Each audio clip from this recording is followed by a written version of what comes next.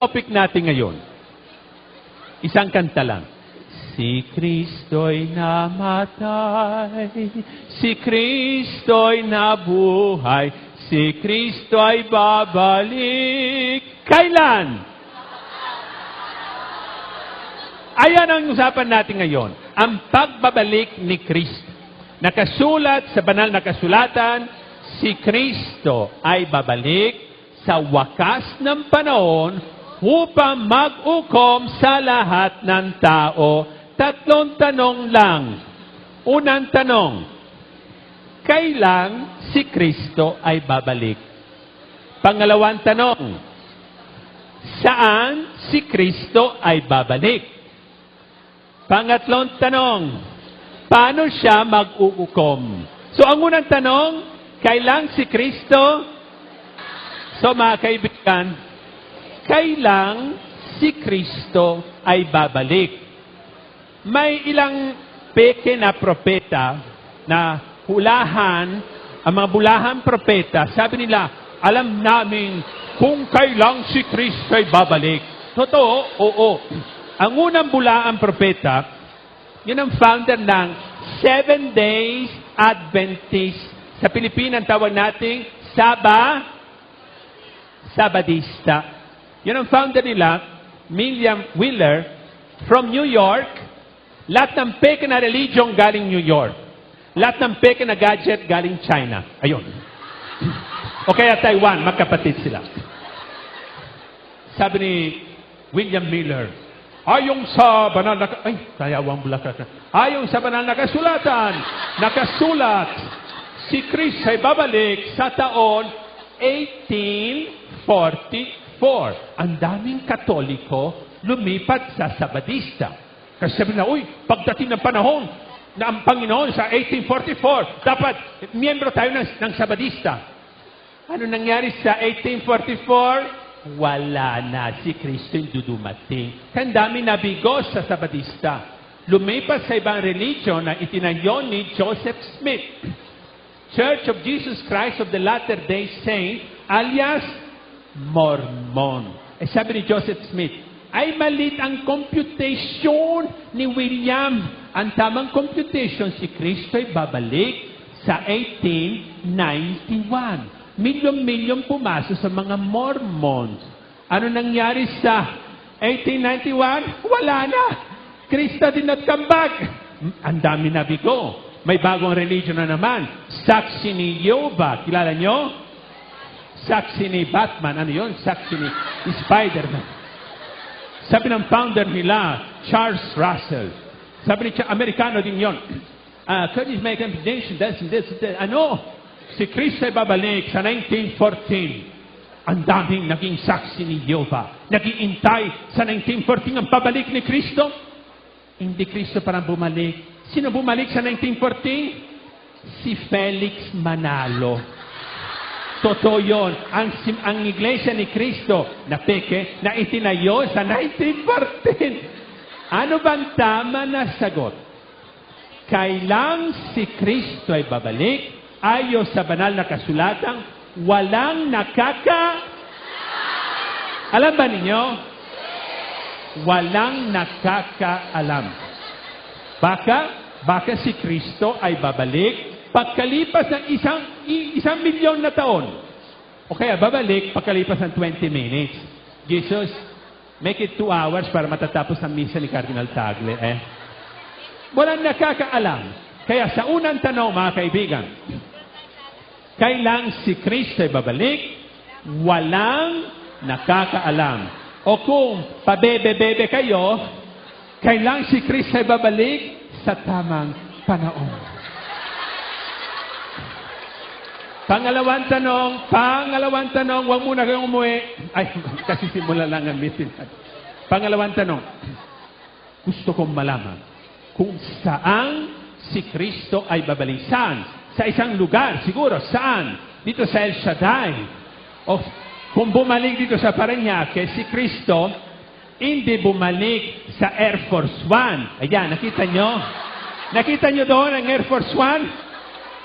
Ang demonyo bumalik sa Air Force One. Alam natin anong ginawa nila sa loob. I-check nyo sa Google. Hindi aeroplano ni Barack Obama yun, Ang demonyo bumalik doon. Si Kristo baka bumalik dito sa Anvil, sa lugar na. O kaya hindi na pwede bumalik sa EDSA dahil sa traffic, mawalang katapusan ng mundo. So, saan si Kristo ay babalik? Ayon sa Biblia, nakasulat.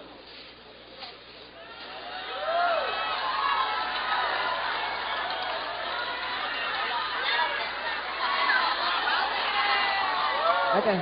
Balik. Sorry. Ito na.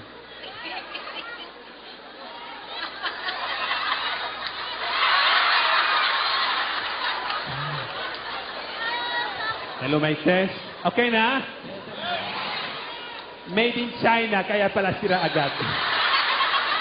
Ito, made in Raon, Quiapo. 2 minutes, sira na. 2 minuto, sira na. No, kasi, so mga kaibigan, saan si Kristo ay babalik? Anong lugar?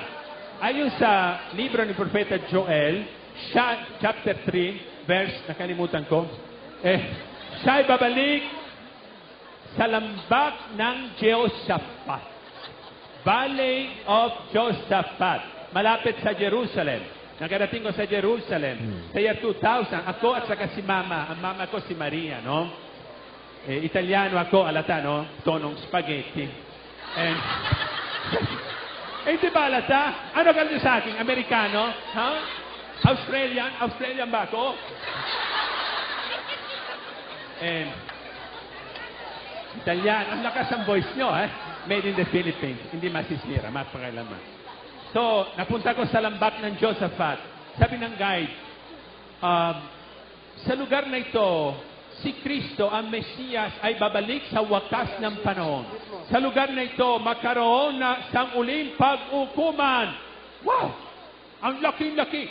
Ayon sa mga Hudyo, at ayon sa mga Muslim, ayon sa mga Kristiyano, makapareho tayong tatlo sa wakas ng panahon, ang Diyos ay babalik sa lambak ng Jehoshaphat.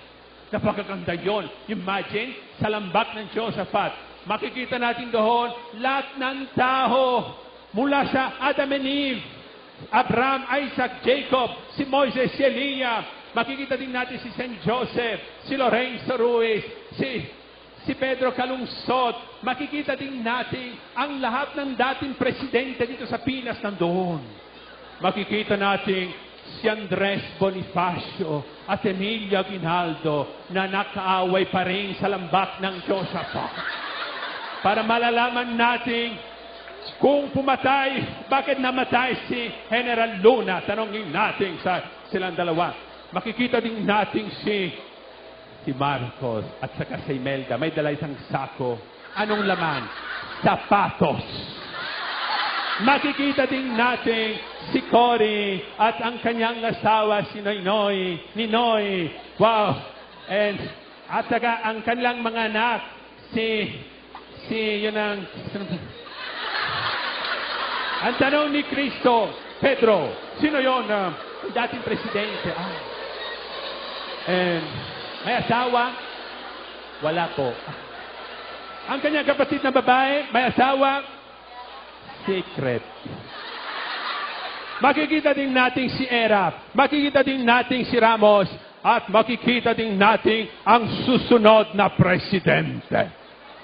Sino kaya? Sino kaya ang susunod na presidente?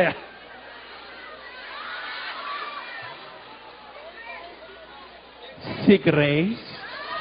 Amerikana yun. Hindi ko alam.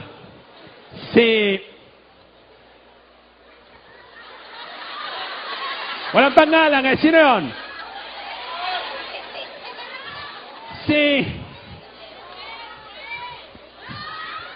Basta, ipanalangin natin parang susunod ng presidente, kahit kung sino yon ay maka-Diyos at maka-bayan at maka-tao. Walang favoritism, walang discrimination. Kung sino maka-Diyos, maka-tao, maka-bayan, siya nang dapat magiging presidente. So makikita din natin lahat ng pari, lahat ng mga obispo, Kayo din, nandoon kayong lahat. Kaya sa pangalawang tanong, saan si Kristo ay babalik? Ayon sa book ni Joel, sa lambak ng Josaphat. At nakasulat ang ginawa ni Kristo. Ihati, sabi niya, Pedro, ganito, tulungan mo ako. Ang mga makatao, mabait, kanan. Ang mga masasama, kaliwa. Wala kong personalan, Wala kong personal. So, mga mabait, makatao, kanan.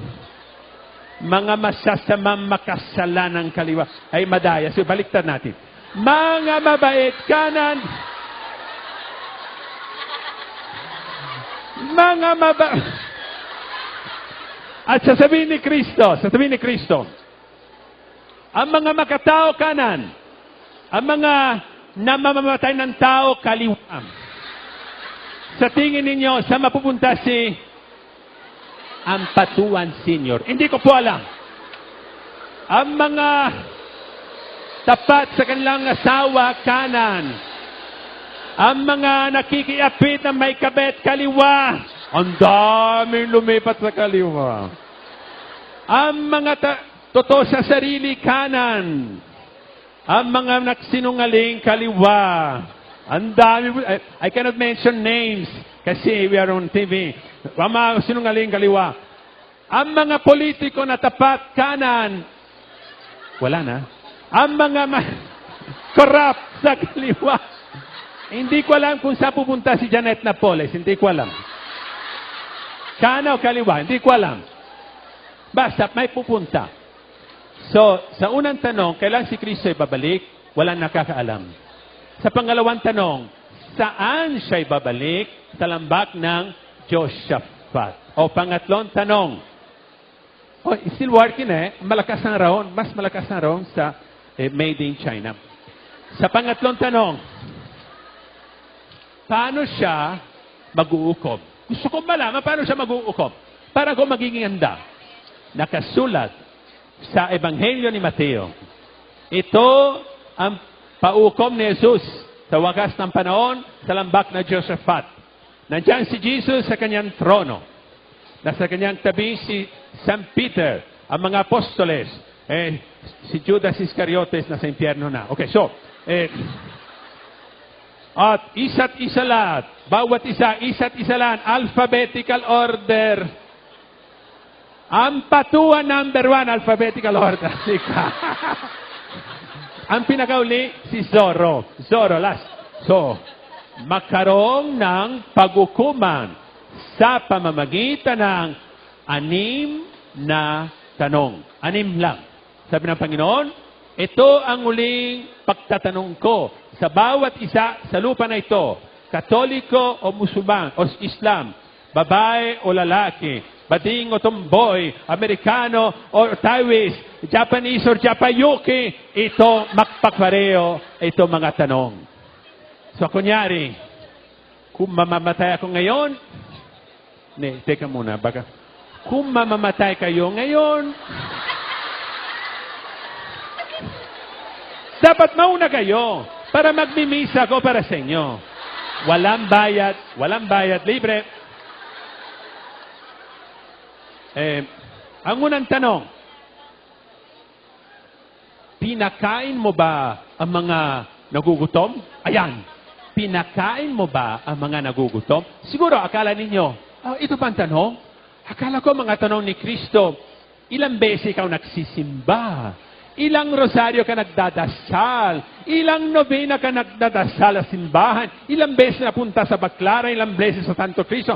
Ilang beses, ilang scapular at rosary in-carry mo? Hindi yun. Imagine, if I say, Jesus, kilala mo na ako isang pari, I celebrated 50,000 masses. 27,000 yun ang kasal. 52,000 binyag. 47,000 libing. Tapos, itong certificate ng ordination, certificate ng first communion, certificate ng baldness, baldo certification.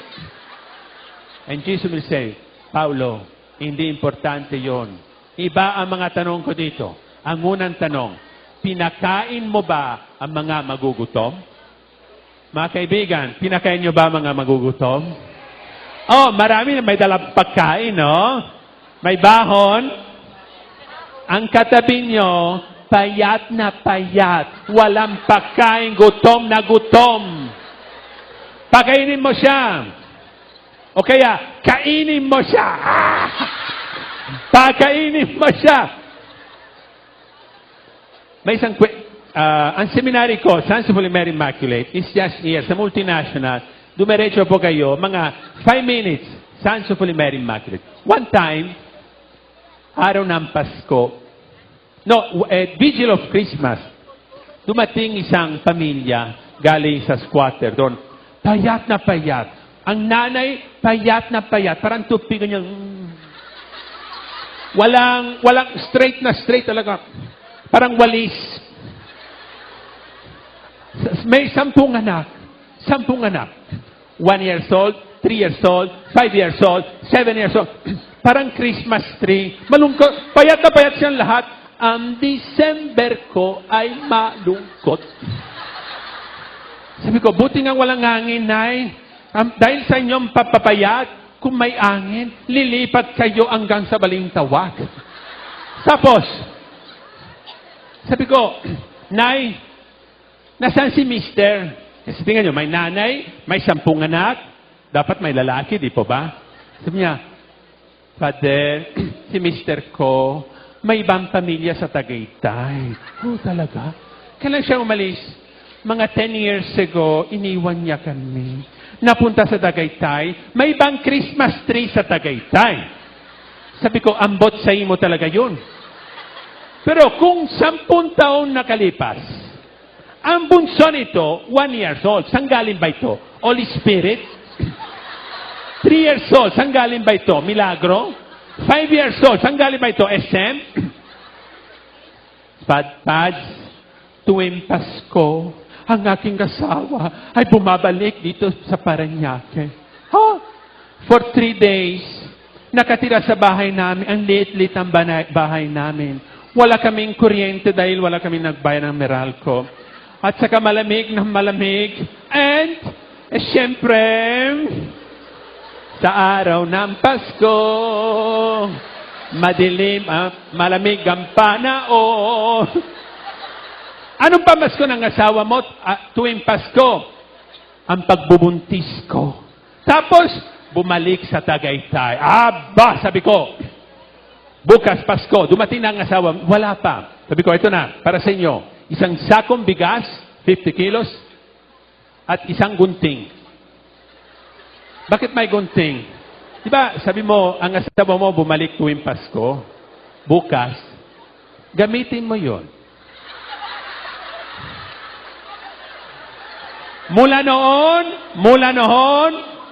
ang asawa hindi bumalik. Takot sa gunting. Kaya mga kaibigan, kung ganyan ang asawa nyo, gunting. Kung Bisaya, Biente Nuevo. Kung Tagalog, Balisong. Kung malaki, Bolo. Tapos, ito na. Binigay ko isang sakong bigas, 50 kilos. Ang ganda-ganda ng mga toothpick family ganyan. Thank my wish you a Merry Christmas. 2 minutes later, dumating ang postman ng Parañaque Post Office. Yun ang Parañaque Post Office, sa likod. Dumating sa amin. Pads, you have a letter from Germany. From Germany, excited ako. So, binuksan ko yan.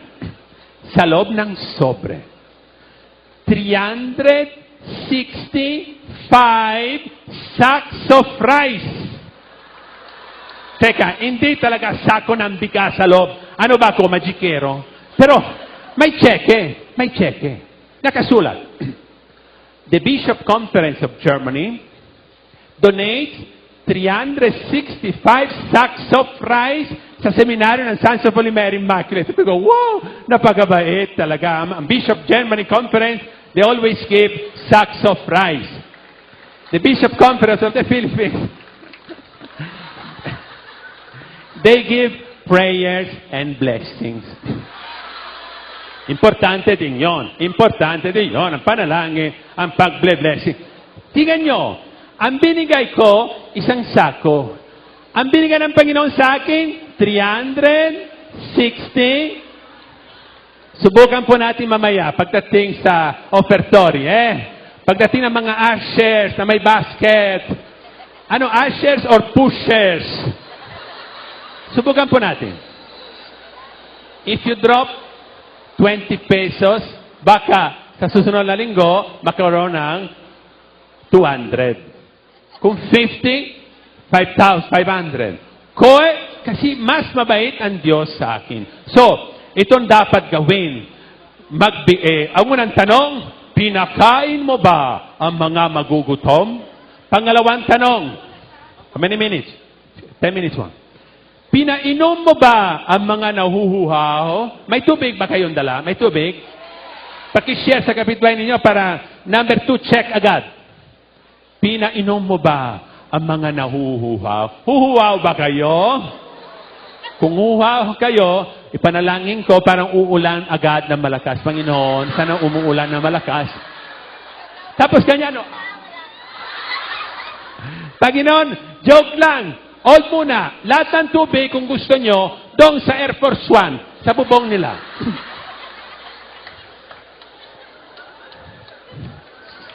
Ay, Air Force, narinig nyo? Anyway, ang daming Koreano doon, walang problema. Konti lang mga Pinoy. Pinainom mo ba mga nauuwaw? Pangatlong tanong, dinadamit mo ba ang mga hubad?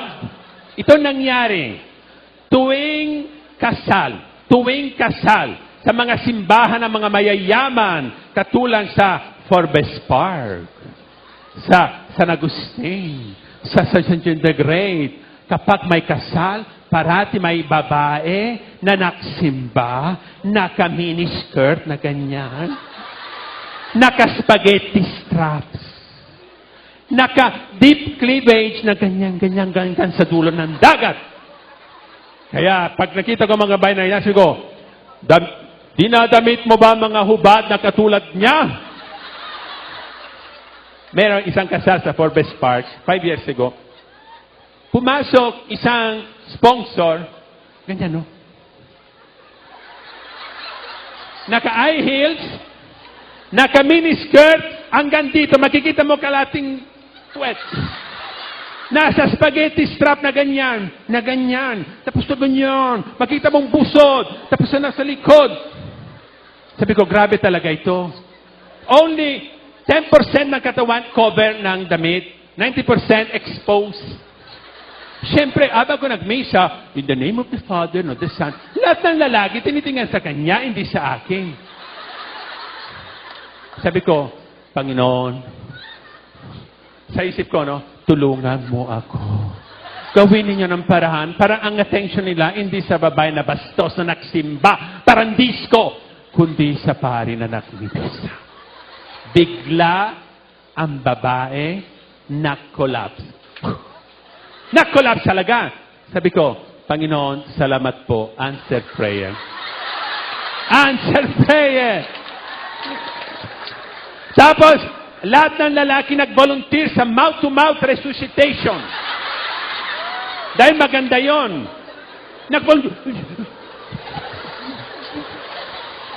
Pagkalipas sa 10 minuto, siya ay resuscitated. Sabi niya, nasaan ako? Nasaan ako? English speaking pa. Sabi ko, itong parusa ng Panginoon, kasi tingnan mo, hubad na hubad, nagsimba ka na ganyan. Ang swerte mo, maganda ka, ang dami nag-volunteer na mouth-to-mouth resuscitation. Kung si Lola ay nag-collapse, walang volunteer, diretso sa Manila Memorial Park.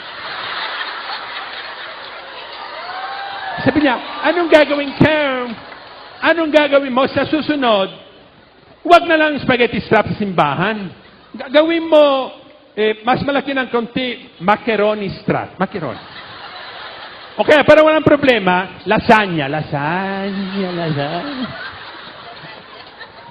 Dinadamit mo ba mga hubad?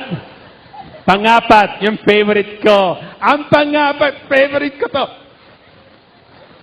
Pinatuloy mo ba ang mga dayuhan. Ayan. Did you welcome foreigners? Do you want to welcome foreigners? Iboto, Gloria, Grace po. Talaga, foreigner yun. Amerikano yun. Welcome foreigners. Ako Italiano, Okay. Do you welcome me? Check.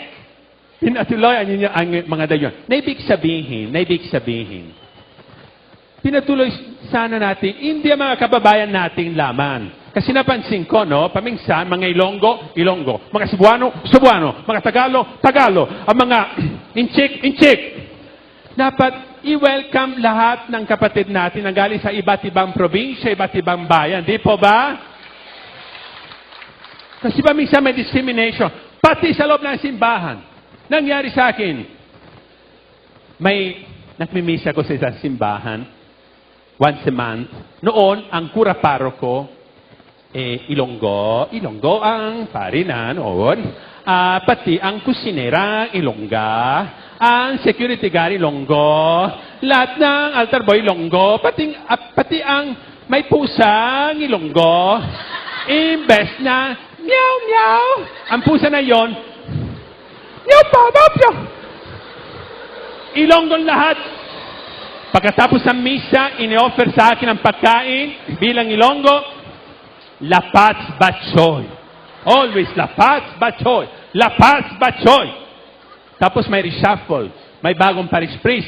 Cebuano, taga Sebugit. May Sonong, taga Cebu. May Buntag, taga Gabat. May Gabi, Sinantanang.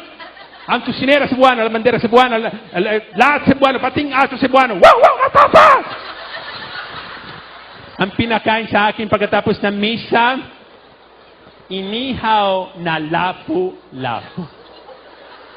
Ngayon, ang parish priest, Ilocano, ang buong kamag-anak ay nandoon, Ilocano ang buong simbahan. Ang pinakain sa akin pagkatapos ng misa, skyflakes. Na walang palaman! At least kaunting palaman, wala na skyflakes ka! At tubig, alis ka na. Pinatuloy mo ba mga dayuhan? Kaya mga kaibigan, pansin natin ngayong gabi, kung sino galing sa iba't ibang probinsya, iba't ibang lungsod, o iba't ibang bansa, dapat pinatuloy. Pasok po kayo. Pagdating sa tanda ng kapayapaan, iigag and kiss those foreigners. Welcome the foreigners. Galing sa ibang bansa, galing sa ibang probinsya. Yon ang tatanong ni Jesus. Pang-apat na tanong. Pang-limang tanong. Ilang minutes? Tapos na? Uwi na ako? Sabi, pag sa tamang panahon, kailan ba ang tamang panahon? 5 minuto. Okay. Pang-limang tanong. Dinadalaw mo ba ang mga may sakit? Alam natin, sa bansa natin, kapag may sakit ka, pag pumasok sa ospital, mabankrupt agad. 100,000, 200,000, 500,000, 1 million, 10 million. Ang irap talaga. Isang kaibigan ko, nakaroon ng toothache dito sa Wisconsin. Pumasok sa ospital for extraction ng Wisconsin. Tapos, ano ba rin nangyari? After 1 week, I saw the wife. Sabi ko, Nay, kumusta ang asawa niyo? Stroke ng toothache. Pads, patay na. Stroke! Ang layong puso sa ngipin. Tingnan mo, layo. Sabi niya, Father, okay na ang instruction. Pero pagdating sa cashier, nakita ng asawa ko, yun ang hospital bill. Nakaroon ng stroke, biglang siya namatay. Kaya kung may toothache, sa albularyo na lang para mas mura yun. Last questions. Dinadalaw mo ba ang mga preso sa bilangguan? Mga kaibigan na taga-Parañaque, kita nyo doon, may cathedral. Sa tabi ng cathedral, St. Paul College. Sa likod ng St. Paul College, Parañaque City Jail. Dinadalaw nyo ba ang mga preso sa Parañaque City Jail? Hindi pa? You go. Every Sunday, awa ng Diyos, I always say Mass sa Parañaque City Jail. Itong panata ko. Kasi sabi ko, pagdating sa huling paghukuman, at least, sabi ni Kristo, dinadalo mo ba ang mga preso? Yes, check. So to finish, 1 minute, mga kaibigan, marami pong salamat. Napakasaya ko ngayon sa gabi na ito. Pinairapan ninyo ako magsalita ng Tagalog. Sa susunod, Italian na lang. Marunong ba kayo mag-Italian? Marunong kayo. Tingnan natin, I will speak Italian now. Tingnan natin kung maintindihan o hindi. Pizza, lasagna, ravioli, macaroni, spaghetti. Naintindihan nyo? Si, napupuno kayo ng Espiritu Santo. Si Kristo'y namatay, si Kristo'y nabuhay, si Kristo'y babalik.